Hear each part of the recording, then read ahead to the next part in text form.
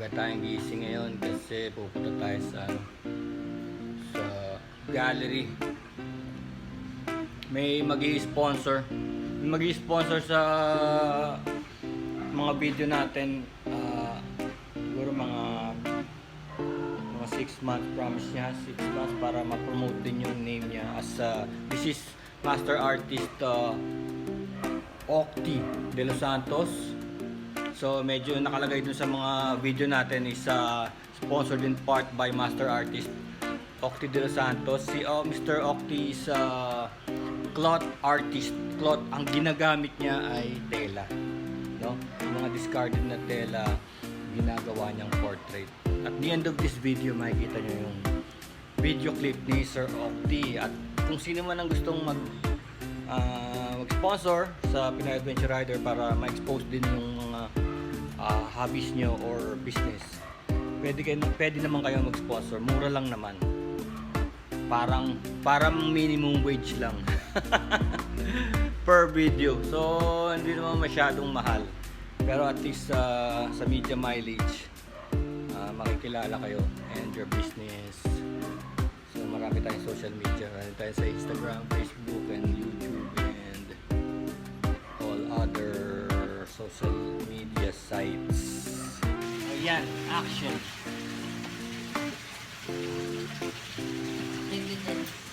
Pirma na kami ng papamana sa amin ni Sir Octi yung lahat ng ari-arian niya.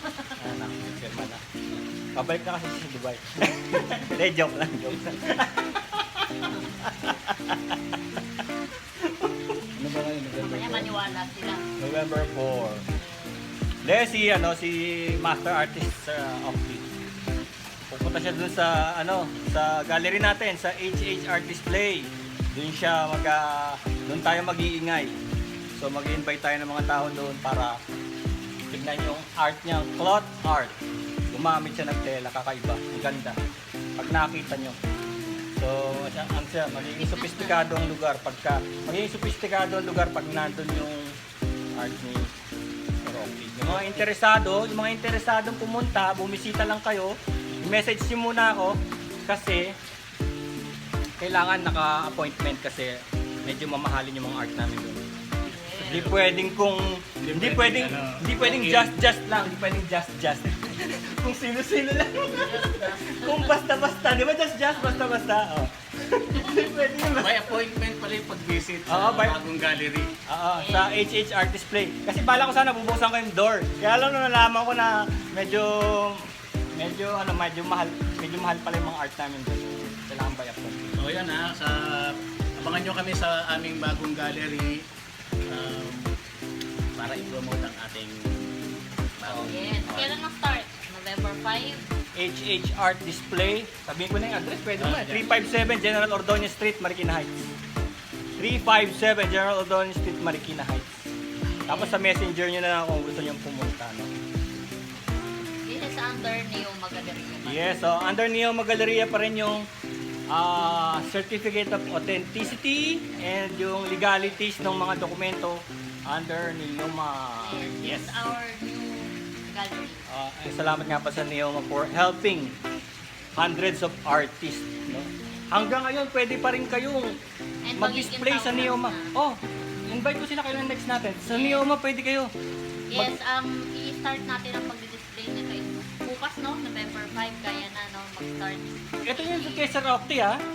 Pero yung sa Neoma mismo. By appointment ang pagpunta.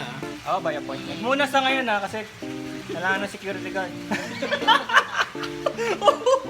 Soon. Yung sa natin?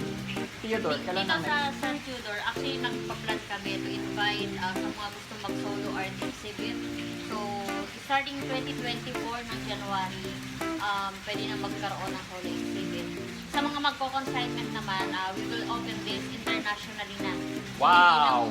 Hindi lang mga Filipino artists dito sa Pilipinas, pwede na siya sa ibang bansa. Kasi mostly sa mga artists na sumali sa amin sa Transmission 1 and 2, no, nag-message sila na gusto nilang sumali.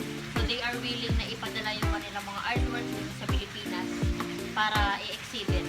So magkakaroon tayo ng exchange ng mga artworks. So yung mga artworks natin sa Pilipinas, Pilipinas, ipapadala sa ibang bansa, and yung sa kanila naman, ipapadala dito sa Pilipinas. Bagong agreement ha. Yes. For new gallery ha. Yes.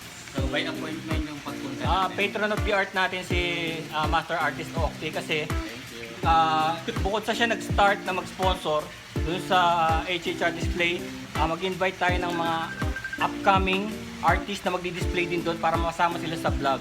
Kasi weekly vlog tayo doon. So masasama yung mga artworks nila, tapos pati ini-invite nating mga mahilig sa art sa mga big time companies, makikita rin yung mga art nila. Kaya si Sir Octi ang simula, tapos madadamay na lang yung mga iba. So siya isa sa mga patron of the art. Alright. Yun lang ba, ma'am? Yun lang. Itong December wala tayo Wala dito. pa. Pahinga muna.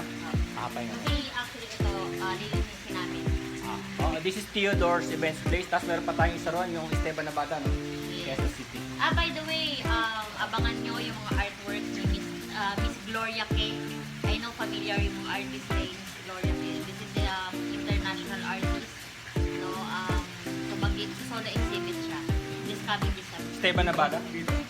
Pag-iisipan pa namin kung dito or sa Puerto Rico. Okay, alright. Yan. Okay, bye! Peace.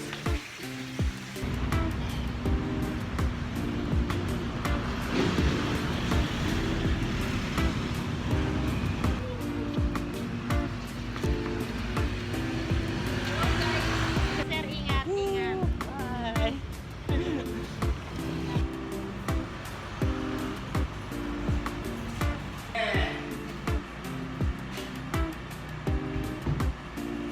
This is Master of his cloth art. Di-display sa gallery. Okay, that's one. It's our birthday big stuff. Cloth art of Sir Rizal. Tama-tama. May anniversary tayo. Tos.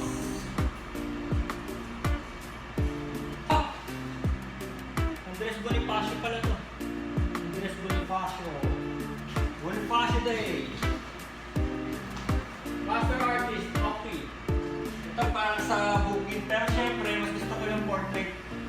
Gusto ko yung mga portrait ni Master Artist, Octi. Pero meron din mga ganito. So dito sa gallery, message na ako sa messenger ko. Pwede nyo makita itong mga cloth art. This is cloth tela, oh. Tela yan, parang naka-mosaic siya, pero tela siya. Maliliit na tela. Painstakingly pinagdidikit-dikit, tapos kung hindi makakuha ng retasong tela na ganung kulay, kailangan kulayan ng acrylic or something. Kulayan yung white na cloth. Kaya painstaking siya. Talagang with love pag ginagawa itong mga flowers. So we can do flowers too. Master Artist can do flowers. Master Artist Octi. Ito siya. Kaya sabi ko, siniguro ko nakasama to para pag may darating, tuturo ko na lang itong painting na to para makita na kasi si Master Artist Octi de los Santos. Okay? Ngayon ay 7 pieces. So kung gusto nyo makita, just anytime, no? Message nyo ako kahit gabi. Kahit gabi kasi night owl din ako. Maganda pa nga gabi kaysa sa maybe kung gusto nyo bisitahin to after lunch up to gabi. No, up to gabi talaga kahit may 9 o'clock or 10. Pwede, no? Just message me ahead, no? Para makita nyo yung kagandahan ng cloth art. Oh, parang bukiran. Parang bukiran ang ganda, oh. Ngayon, itong size nito, pwede itong palakihin sa mga hotel, sa mga casino, sa mga lounge, sa mga malls, convention centers. Pwede itong palakihin. Hindi lang itong size ito. Kung gusto nyo customized, palakihin talaga yung picture. Pati itong mga portraits ito, pwedeng palakihin. Nga lang, mas mahal, no? Pero pwede yun. This is my art. This is my art. Hindi, nakita ko lang sa labas. Pakalat-kalat. Yes, nga pala, itong si Master Artist Octi de los Santos ay siya ang patron of the arts nitong HH Display Art Display Center kasi siya ang nauna. Siya ang una mag-sponsor nitong place na to. Ngayon itong sponsor na to, kaya siya naging patron kasi ganito mangyayari. Hindi lang kasi siya ang naka-display dito. Mag-invite tayo ng mga upcoming, yung mga baguhan ng mga artist na magagaling talaga, na nakakapanghinayang na hindi sila naaalog sa mundo. Napakagagaling talaga, nakikita namin sa kaka-exhibit namin. Bata pa sila, tapos talagang may potensyal. Kasi alam niyo, pagka hindi sila kumita sa art na to, mag-iiba ng ano yan, mag-iiba ng field, ng larangan. Maaaring pumasok na lang sa call center, o kung ano man, no? O sales agent. Hindi na sila mag-art kasi hindi sila kumikita, pero napakagaling. Kaya gusto namin ni Sir Octi, saka ni Ma'am Griselda na buhay itong HH Art Display. Ngayon, kayo rin gusto nyo mag-sponsor dito, gusto nyo mag-donate para tuloy-tuloy ito. Kasi yung mga imbitahan naming upcoming artist, hindi namin sila sisingilin. Masasama lang sila sa vlog na to. Ngayon, hindi ko pa sila mamimension kasi wala pa yung mga art nila dito. Pero yung mga art na yan sa akin yan, itong mga nasa paligid na yan, mga art ko yan. Ngayon, ang gagawin ko dyan, pag dumating na dito yung ibang artist, papalitan ko yan ng mga art nila. No? Kasi pagka naman nandito na kayo, pwede nyo makita yung mga yan. Kakalat ko yan sa buong property, no? Yung mga art ko. Hindi naman siya kailangan sa vlog kasi akin naman yan. Hindi naman importante yung akin. Importante yung sa mga upcoming artist. No? Tapos, yung field, yung sa labas, open yun sa lahat ng metal sculptor artist na yung kinakalawang yung art nila yung parang David Smith style. Open yun, libre, hindi ako nagsisingil doon. Pero sana malalaki. Sana yung mga art na dadalhin nyo rito sa may garden, medyo malalaki, medyo 4 feet tall, no? 4 feet tall, 3 feet tall, 4 feet tall. Ganun sana kasi kung maliliit kasi baka hindi sila makita doon sa garden. Kasi yung garden malawak. Malawak yung garden. Papakita ko sa video, pero papakita ko rin yung art dito. Kagaya nito, meron akong mga art na ganito, maliliit. Sometimes pinamimigay ko lang as gift. Tapos meron naman akong malalaking art na ganito, like this one. This one. So this is my metal art. No? Okay la. At sasampay ko na to mamaya, no? Sasampay ko mamaya. May pupunta pang Samsung 20.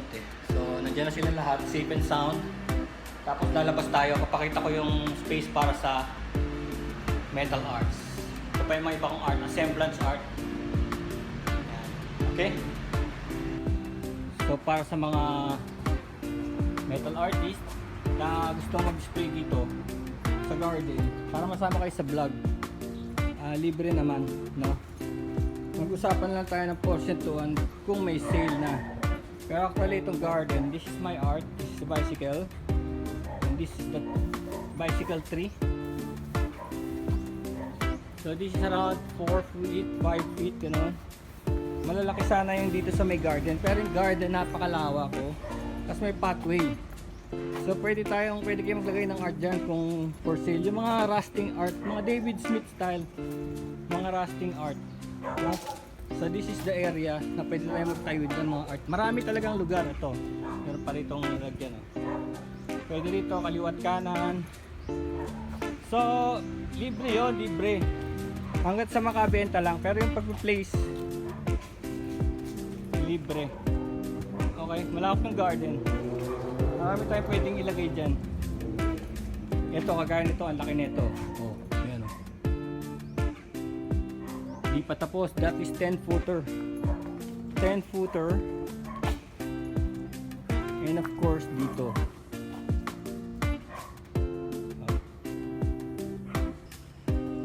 So kahit na ano pang tawag niyo dyan, dada art, junk art, assemblage, metal art, metal sculpture, kahit ano, gawin natin dito. Gawin natin ito parang art center. This is in Marikina Heights lang naman. So para mabigyan din ng break yung mga iba, no? Sayang eh, no?